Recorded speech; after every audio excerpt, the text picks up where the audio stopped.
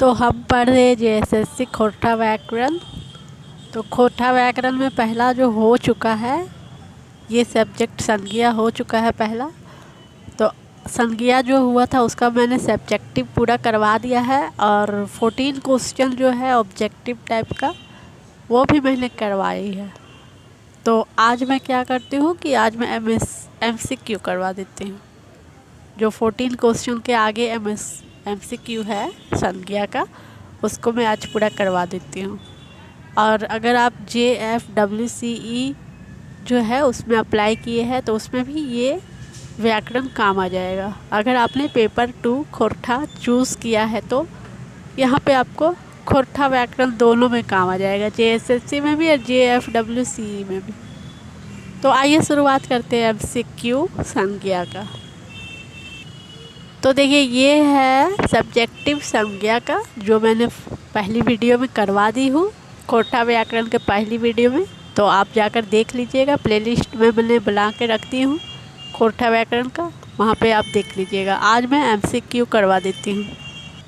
इससे पहले मैं आपको बता देना चाहती हूँ कि मैंने 14 MCQs पहले करवा चुकी हूँ।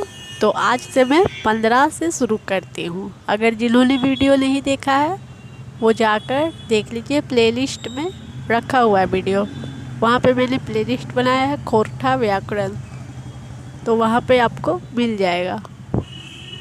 और संज्ञा का सब्जेक्टिव जिन्हें पढ़ना है वो भी वहाँ पर जाके देख सकते हैं। तो आइए शुरुआत करते हैं। तो यहाँ पे पहला है आपूसे लड़ाई भिड़ाई बेसनाए, मतलब आपस में लड़ाई झगड़ा ठीक नहीं होता है। ई वाक्य में लड़ाई भिड़ाई की हक है। लड़ाई भिड़ाई को कौन सी संज्ञा कहा जाएगा? तो लड़ाई भिड़ाई क्या है? भाववाचक संज्ञा। अगर आपने सब्जेक्टिव देख लिया है वीडियो तो आपको पता चल जाएगा आसानी से, इसीलिए मैं बोल रही हूँ कि एक बार सब्जेक्टिव वाला वीडियो भी जाकर देख लीजिए। कनकनी हमरा बर्दाश्त ना हवे। कनकनी मतलब क्या होता है? ठंडा। तो ठंडा हमरा बर्दाश्त यानी मुझे टॉलरेट, यानी मुझे सहन नहीं होता है। ठंडा मुझे सहन नहीं होता है। कनकनी हमरा बर्दाश्त ना हवे, ये वाक्य कनकनी की है। तो कनकनी क्या है? क्या कौन सी संज्ञा है कनकनी? तो कनकनी है भाववाचक, क्योंकि इसमें एक भाव आ रहा है, ये भाव है। कनकनी, ठंडे लगने, ये सब भाव होता है ना। तो देखिए अगला है लड़ाई भिड़ाई बेस नाय। ये वाक्य लड़ाई भिड़ाई की हक है। तो लड़ाई भिड़ाई क्या है? ये भी भाववाचक है। ये तो पहले में ही, ये पहले भी क्वेश्चन आया है। तो अगला देखते हैं। चैनगराली कौन संज्ञा है? चैनगराली कौन संज्ञा है? ये भी भाव है। चैनगराली मतलब बचपना, चैनगराली जैसा करता है बचपना, भाववाचक हो गया ये। खोरठा साहित्य सभा का कौन संज्ञा हक है? खोरठा साहित्य सभा कौन संज्ञा? व्यक्तिवाचक संज्ञा है। अगर आपने सब्जेक्टिव पढ़ा है तो इसे आसानी से याद कर सकते हैं। वहाँ पर मैंने बताया था कोई भी व्यक्ति, सभा या समूह, कोई भी सभा जो नाम होता है उसको व्यक्तिवाचक संज्ञा कहलाता है। तो व्यक्तिवाचक संज्ञा हो गया सभा, खोरठा साहित्य सभा। पार्टी, दल, सभा, ये सब व्यक्तिवाचक में आता है। साहित्य साधना मंच, तो अभी अभी जैसा कि मैंने कहा कि कोई भी दल, मंच, सभा, ये सब क्या आएगा? ये सब व्यक्तिवाचक में आएगा। आप सब्जेक्टिव में एक बार पढ़ लीजिए जाके, वहाँ पे आपको पूरा डिटेल से मैंने बताई हूँ। ऊ एक घाउद केरा किल्ले, ये वाक्य धाउद की हक है। ऊ एक धाउद केरा किल्ले, वो एक धाउद केरा किल्ले। केला, केरा यानी केला, किल्ले यानी खरीदा। उसने एक धौर केला खरीदा। उसने एक धौड़ यानी टोकरी उकड़ी कुछ होगा, वो एक धौड़ केला खरीदा। ये वाक्य धौड़ की हक है। धौड़ क्या है? दौड़ क्या है? तो ये हो गया समूहवाचक, क्योंकि उसने ग्रुप में खरीदा। ग्रुप में खरीदा तो समूहवाचक हो गया। तो ये है, सो मैंने इसमें बताया हुआ है सब्जेक्टिव में। तो संज्ञा के कितने प्रकार होते हैं? संज्ञा के 5 भेद होते हैं। उसमें व्यक्तिवाचक संज्ञा, भाववाचक संज्ञा, समूहवाचक संज्ञा, द्रव्यवाचक संज्ञा, ये संज्ञा जो है उसमें समूहवाचक है। तो वो मैंने सब डिटेल से पूरा समझाया हुआ है उस वीडियो में, वो वीडियो आप देख लीजिए तो आपको आसानी होगी MCQ करने में। तो ये समूह है, क्योंकि इसने समूह में केला खरीदा है, तो ये एक समूहवाचक संज्ञा हो गया।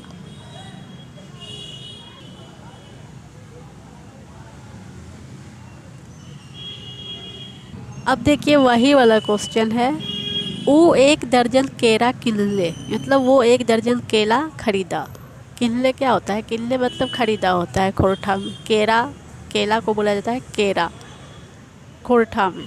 तो ई वाक्य दर्जन की हके, दर्जन कौन सा संज्ञा है? तो ये भी एक समूहवाचक, दर्जन में खरीदा है तो समूहवाचक संज्ञा हो गया, राइट।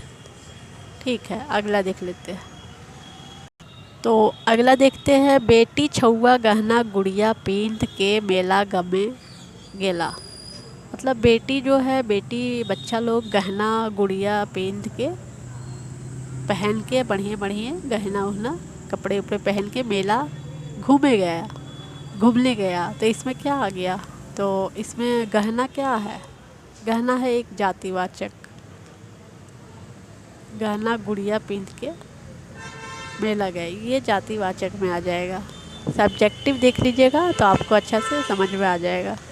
सब्जेक्टिव वाला वीडियो एक बार देख लें। अगला है मंत्री जी आयल हथी। मंत्री जी आए हैं, मंत्री जी कौन से संज्ञा है? तो ये है जातिवाचक। तो वहाँ पे मैंने बताया है कोई भी व्यक्ति, मंत्री, ये लोग को जातिवाचक से ही, संज्ञा से ही संबोधित करें। ठीक है, अगला देख लेते हैं। जल स्वच्छता मंत्री आयल हथी, मतलब जल स्वच्छता मंत्री आए हुए हैं। ई वाक्य जल स्वच्छता मंत्री की हक है, तो ये है जातिवाचक। कोई भी मंत्री या कोई भी पदाधिकारी अधिकारी होगा तो उसे जातिवाचक संज्ञा के अंतर्गत आता है। ये आप सब्जेक्टिव वाले वीडियो में अच्छे से समझ जाएंगे। भुवनेश्वर मेहता वामपंथ के मानहत है। तो भुवनेश्वर मेहता कोई नेता है, वो वामपंथी पार्टी जो है उसके मानहत है, मतलब उसके अभिमान है, उसकी मतलब उन्हीं के कारण वहाँ पे ज़्यादा सम्मान है। भुवनेश्वर मेहता वामपंथ के मानहत है, वहाँ ज़्यादा उनका महत्व है वामपंथ पार्टी में, मतलब यहाँ पे वैसा बोला गया है। तो ई वाक्य वामपंथ कौन संज्ञा हके? तो वामपंथ है व्यक्तिवाचक। तो जैसे अभी अभी मैंने कहा, पार्टी, दल या कोई मंच हो तो उसे व्यक्तिवाचक से संबोधित करेंगे। दादा, भाई, बहन, सास, ननद, ये सब कौन संज्ञा हक है? तो ये क्या है? ये है जातिवाचक। तो मैंने बोला था भाई, बहन, पिता, फूफा, नाना, नानी, ये सब जातिवाचक में आएगा। सब्जेक्टिव वाले वीडियो में मैंने बताया हुआ है अच्छे से। बड़का दादा आयल, ई वाक्य बड़का दादा कौन संज्ञा है? तो ये हो गया व्यक्तिवाचक, बड़का दादा। बड़का दादा व्यक्तिवाचक संज्ञा कहलाएगा। प्रखंड विकास पदाधिकारी पद खाली है, मतलब खाली है वो पद प्रखंड विकास पदाधिकारी का। ये वाक्य प्रखंड विकास पदाधिकारी की हक है, ये है जातिवाचक संज्ञा। रामगढ़ एक प्रखंड विकास पदाधिकारी कौन संज्ञा हक है? तो ये है व्यक्तिवाचक। कोई भी पदाधिकारी अधिकारी को व्यक्तिवाचक संज्ञा के अंतर्गत आता है, ये मैंने सब्जेक्टिव में पढ़ाया है, तो आप जाकर एक बार वो वीडियो ज़रूर देख ले, प्लेलिस्ट में रखा हुआ है। ऊ ईगो साइकिल किनले, ई वाक्य साइकिल कौन संज्ञा हक है? तो वो एगो साइकिल किनले यानी उसने एक साइकिल खरीदी है। इसमें साइकिल कौन सी संज्ञा है? साइकिल हो गया जातिवाचक। तो जहाँ पर मैंने बताया है सवारियाँ जो भी है, मोटर गाड़ी, साइकिल, रिक्शा, स्कूटर, वो सब जातिवाचक में आएगा। सब्जेक्टिव वीडियो में वहाँ पे मैंने सब एग्जाम्पल देकर बताई हुई है। पहाड़ कौन संज्ञा हक है? पहाड़ है जातिवाचक, वहाँ पर भी पहाड़ उहाड़ का मैंने एग्जाम्पल वहाँ भी दिया हुआ है, जातिवाचक। महुदी पहाड़ कौन संज्ञा हक है? महुदी इस पहाड़ है तो आ गया इसमें व्यक्तिवाचक संज्ञा, ये हो गया क्योंकि इसका नाम है। सागर समुंदर कौन संज्ञा हक है? तो ये है जातिवाचक। जातिवाचक संज्ञा है। ये एग्जाम्पल वाला मैंने पढ़ाया हुआ है, वीडियो देख लीजिए जाके, सब्जेक्टिव उसमें समझ में आ जाए। हिंद महासागर कौन संज्ञाहक है? तो ये है व्यक्तिवाचक। हिंद है इसमें लगा हुआ, हिंद महासागर नाम आ गया तो व्यक्तिवाचक संज्ञा हो गया। पारसनाथ पहाड़ कौन संज्ञाहक है? तो इसमें भी नाम आ गया तो व्यक्तिवाचक हो गया। तो कुछ कुछ आपको नॉलेज MCQ से भी आ जाएगा। अगर आप पूरा MCQ फुल एंड तक लगाओगे तो आपको बहुत सारा नॉलेज इसमें भी आ जाएगा, कौन संज्ञा होता है। तो ध्यानपूर्वक से वीडियो देखिए। NH33 कौन संज्ञाहक है? तो NH33 जो है व्यक्तिवाचक है। नेशनल पार्क कौन संज्ञाहक है? नेशनल पार्क है जातिवाचक संज्ञा।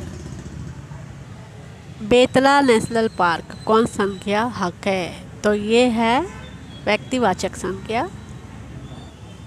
महादेश कौन संज्ञाहक है? तो महादेश जो है जातिवाचक है। सब्जेक्टिव में मैंने पूरा डिटेल से बताया है, महासागर, देश, ये सब सारा एग्जाम्पल देकर किससे कौन सा संज्ञा कैसे आएगा। तो आप एक बार वो वीडियो देख लीजिएगा। एशिया महादेश कौन संज्ञाहक है? तो एशिया महादेश है व्यक्तिवाचक संज्ञा। राजा कौन संज्ञाहक है? राजा है जातिवाचक संज्ञा। झारखंड राज्य कौन संज्ञाहक है? झारखंड राज्य व्यक्तिवाचक संज्ञाहक है। ग्रंथ कौन संज्ञाहक है? तो ग्रंथ है जातिवाचक संज्ञाहक है। महाभारत ग्रंथ कौन संज्ञाहक है? तो ये है व्यक्तिवाचक संज्ञा। लुगा कपड़ा कौन संज्ञाहक है? तो लुगा कपड़ा जातिवाचक संज्ञाहक है। कागज कौन संज्ञाहक है? तो कागज है जातिवाचक संज्ञा। शिक्षक दिवस कौन संज्ञाहक है? शिक्षक दिवस है व्यक्तिवाचक संज्ञा। धोती साड़ी कौन संज्ञाहक है? धोती साड़ी जातिवाचक संज्ञाहक है। साड़ी कौन संज्ञाहक है? साड़ी जातिवाचक संज्ञाहक है। काठ लकड़ी कौन संज्ञाहक है? काठ लकड़ी जातिवाचक संज्ञाहक है। सोना कौन संज्ञाहक है? सोना द्रव्यवाचक हक है। वहाँ मैंने बताया है सब्जेक्टिव में, द्रव्यवाचक संज्ञा में आपका सोना, चांदी, ये सब सारा चीज़ आ जाएगा। जिसका हम मोल भाव कर सके वो चीज़ द्रव्यवाचक संज्ञा में आएगा। जिसका हम माप तौल कर सके वो द्रव्यवाचक संज्ञा कहलाएगा। ऐसा मैंने सब्जेक्टिव में वाले वीडियो में बताया हुआ है डिटेल से, एग्जाम्पल के साथ। आप एक बार वो वीडियो देख लें। कुर्सी कौन संज्ञाहक है? कुर्सी, तो कुर्सी है जातिवाचक संज्ञा। टेबल, कुर्सी, फैन, ये सब जातिवाचक में आएगा। वहाँ मैंने पूरा डिटेल से बताया हुआ है सब्जेक्टिव वीडियो में। टेबल कौन संज्ञाहक है? अभी मैंने बताई, टेबल, कुर्सी, ये सब जातिवाचक में आएगा। लोहा कौन संज्ञाहक है? लोहा होगा द्रव्यवाचक। लोहा द्रव्यवाचक, इसका माप तौल कर सकते हैं इसमें, तो ये द्रव्यवाचक होगा। लंबाई, चौड़ाई, मोटाई, ऊंचाई कौन संज्ञाहक है? ये है भाववाचक संज्ञा।